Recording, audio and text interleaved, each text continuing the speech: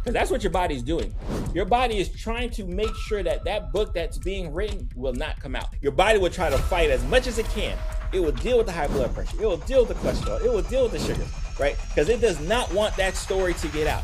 All right, so we got to talk about it, y'all, because we have to understand, like, we didn't just get sick overnight. Like, this wasn't like an overnight phenomena that happened.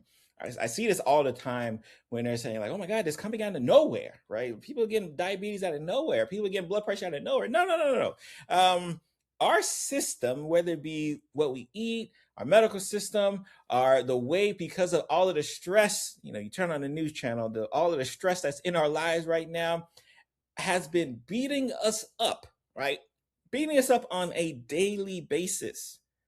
So, like, I can assure you that by the time you were a hypertensive patient, by the time you were a diabetic patient, by the time you had high cholesterol, by the time you were obese, right? Like, the risk factors were already there. Like, did you know that 85% of Americans have at least one cardiometabolic risk factor long before they ever even get the diagnosis? 85%. So I can assure you, this isn't something that's been sneaking up on us. This is something that's been beating us up along the way, right? Again, I'm yours truly, Dr. Pierre, board certified internist, host of Medicine Mondays. And today we got to talk about what has been happening that has caused, the diabetes, the hypertension, all these things to kind of ramp up. Right, we talked about it on the last episode where in the past decade, the number of people who are obese and diabetic, obese and hypertensive had doubled, y'all. Like, that's scary. That is scary, but that is what's happening. And we're going to have a great conversation about it today.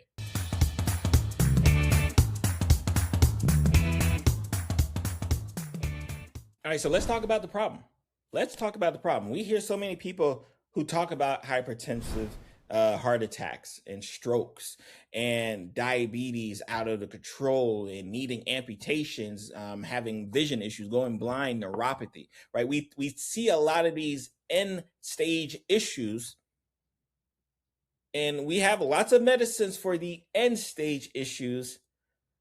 But the question becomes, like, what are we doing to rally, like, to rile the troops up before it gets to that point? Right? Like, and I talk all the time, like, that's not healthcare, that's sick care, right? These are some numbers. These are some, oh my God. Think about this. 93 million adults have high cholesterol, don't even know it. 93 million here in the United States. 1 in 3 Americans have pre-diabetes. They have the diagnosis for being pre-diabetic, and 90% are not even aware of it. I want us to think about that. There are millions of people walking around who are either pre-diabetic or have the disposition to have elevated cholesterol or have high cholesterol and are just walking around like everything is okay. Everything is cool, right? And again, we talked about the downwind effects. Y'all already know that goes, right? So if us as a system, and I'm talking about healthcare guys now, like, if our system isn't catching all of these people, how can we be shocked and surprised when they end up in our ERs?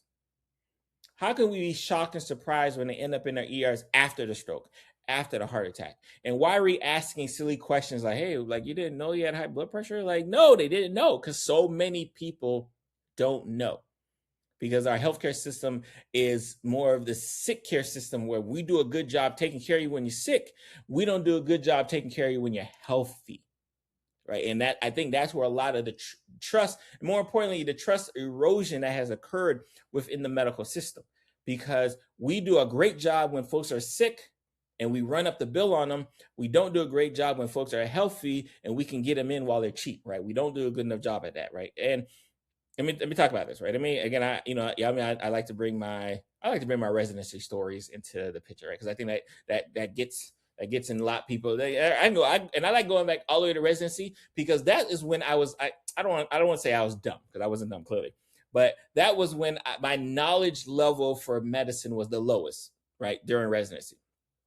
And I remember I was taking care of a patient who came in, had a stroke, right? Well, no, in fact, rewind a little better. Patient came in because the blood pressure was out of control, like 190, 200, out of control. And while we're taking care of the patient, I think something happened where she got medications, and her blood pressure dropped, and it dropped too fast. And when it dropped too fast, guess what? Right? The body that was dealing with, and when I say drop too fast, it dropped to like quote unquote normal levels, right? That's why I'm always big and making sure you know your numbers, because what is a normal level and what may be your normal, it could be totally different. So she's walking around, her body's used to her walking around 190, 200. And then she gets medications in the ER, and now her blood pressure is like 120, 130. Her body had a problem with that, because her body got adjusted to it, right? Remember we talked about this, it's been beating me up. Her body was beating her up for a long time, saying, hey, you know what? If I can just beat you up long enough to keep your blood pressure at 190, we're good. Because the second it dropped to 120, 130, she was confused, she was altered, it's as if she was having another stroke, right? Because her body was not used to dealing with that low perfusion, right? So understand, right, that these factors that are there, they're beating you up. And by the time they get to us, right, by the time you guys get to us, right, we have to be very diligent in trying to get you back to normal, right? So it's one of those things where she didn't recognize her blood pressure was that high, right? Because her body had just did a great job dealing with it. And that's the problem, good and bad. Our body does a great job dealing with issues until it can't deal with it no more. So the second our body says, hey, you know what? I'm tired of dealing with this blood pressure at 190. Boom, stroke. Hey, you know what? I'm tired of dealing with these blood sugars, that are 300, 400. Boop, ketoacidosis in the hospital. Like your body will do a good enough job until it can't do that good enough job. And then it just says, hey, I'm checking out. It's on you, right? Go find Dr. Pierre, right? Like that's what it is, right? So again, today we're going to talk about, some things to kind of, give us some signs and symptoms so we can kind of keep track of our numbers. More importantly, remember, if you have not had a chance to subscribe to the episode, especially my YouTube, or subscribe, hit that notification bell. If you are listening to our podcast, make sure you are on our newsletter. The link is in the show notes. So let's talk about some steps, right? Let's talk about some work, right? Because this we're in the work part of the episode. If you've caught any of my prior episodes, I like to do this scenario where we kind of talk about the problem, right? Then we talk about the work, right? Because the work is where like actions happen. The work is where results are made 1 year down the line, 5 years down the line, 10 years down the line, because we're going to do the work. So let's talk about the work that you can do today, right? Obviously, this is going to sound like a broken record. You got to know your numbers. You got to know your numbers, right? Again, mind you, I didn't say go get your doctor's appointment, but guess what? Most of y'all can't know your numbers unless you go to your doctor's appointment. So like underhandedly, on the sneak, I've told you go get your checkup, right? Know your numbers, right? Know on a yearly basis, quarterly basis, track them yourselves. Extremely important to track your numbers yourselves, your A1C, your cholesterol. You got to know it, y'all. Y'all got to know it. Like if we're not knowing our numbers, it is going to be a problem. So you got to know your numbers, right? Spot some silent signs, right? Whether it's sleeping issues, where there's a little bit of a weight gain, fatigue a little bit more. There's some early signs that, again, you kind of know what your body normal is, right? So like, hey, I used to be able to walk up some steps with no problem. All of a sudden, you know what? It's taking me a little bit of extra work to walk up these steps. Going to the mailbox is a little bit more of a marathon now than it used to be, right? So there's signs and symptoms that start creeping up on you, right, that you may not recognize until it's a problem. But guess what? Because you follow this channel here, you subscribe, because you follow this channel here, you're going to make sure it doesn't get a problem, right? And then we talked about the fact that family history is such a big thing. A lot of y'all don't know y'all family history. Can I just stop right there for a second? Y'all have to talk to your family about your health, right? That could be a whole, in fact, I'm almost sure I have a whole episode just on that. You guys have to talk to your family about your health. Like this can't be this enclosed system where like, hey, I'm only going to deal with my health by myself, right? And my family, like, no. You got to tell your family, because guess what? If you find out your uncle, hey, uncle has colon cancer. Hold on. How is uncle? Right? That's going to change some things. Oh, what's it called? I had a heart attack. Hold on. How old was he when he had the heart attack? Oh, that's going to change some things, right? So but you got to talk about it. A lot of y'all are not talking about your health, right? And especially you're not talking amongst your family, right? Because again, when I talk about hypertension, diabetes, cholesterol, yes, there are a lot of genetic components. There's a lot of genetic components. Y'all see it all the time. Y'all see whole families who have hypertension, whole families who are obese, whole families who have high cholesterol, right? Y'all see it all the time, right? But understand that like that's a part of it. Yes, you can have a genetic disposition, right, to get hypertensive, to get high cholesterol, to get diabetes. Yes, you can have some genes there, right? There could be some genes, some family history adding to it. But remember, right, like there's some outside forces that you can control. There's some outside forces that you can control, knowing that your risk factor is such. So if you know that, hey, my family deals with blood pressure a lot, I probably should know what my number is. Hey, my family deals with diabetes a lot. I should probably know what my number is, right? Like, so there's some things that we can do to combat it, but you can't do it if you don't even know. And if you're not talking to your family, you're not talking to other doctors like me. Who are you talking to, right? Are you just walking around like your health isn't that important, right? Because remember, you don't get sick overnight.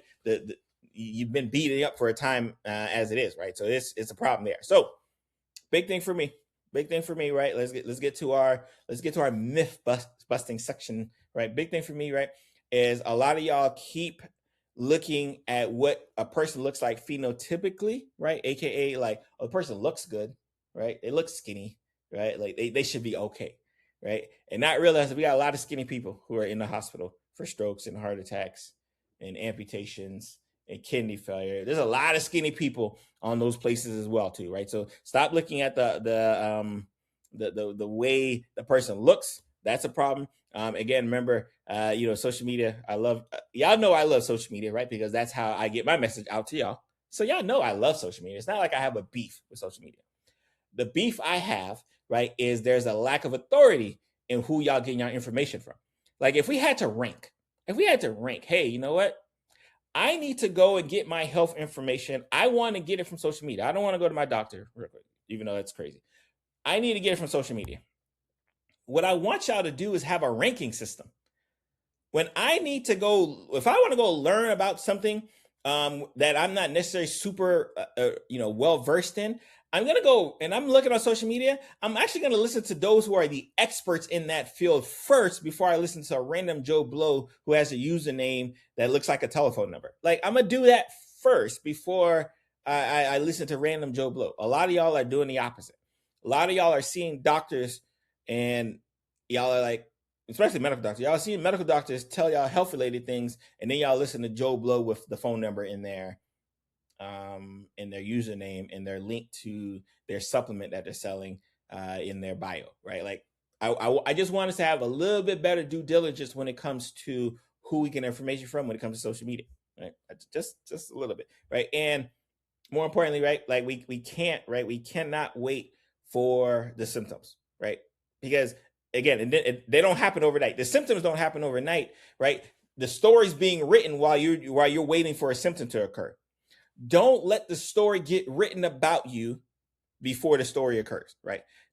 For y'all who are walking around, not getting your blood pressure checked, not doing your yearly labs, right? Not knowing your numbers, not following the experts. There's a story being written right now that says, oh, you know what?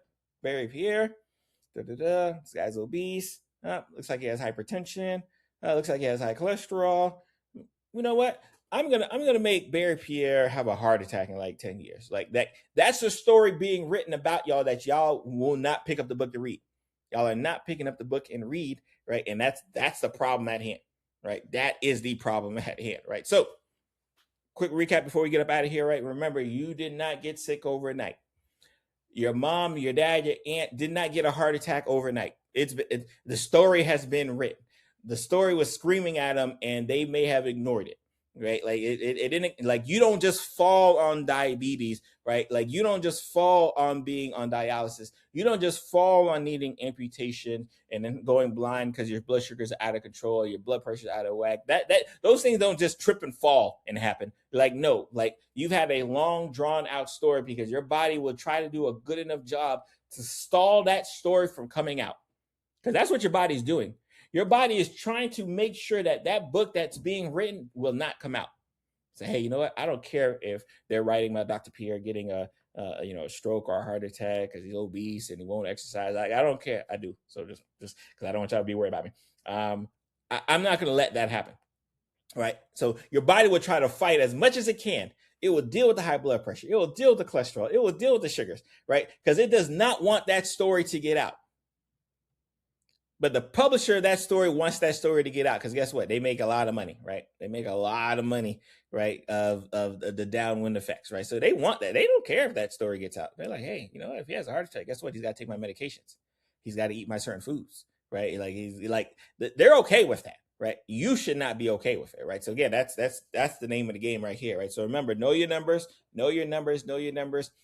Be able to, like, again, we talk about this all the time, kind of talking with the team, like establishing the habit that needs to occur, right, to get us right so that story does not come out. Man, I am yours truly, Dr. Pierre. You guys be blessed and have a great evening.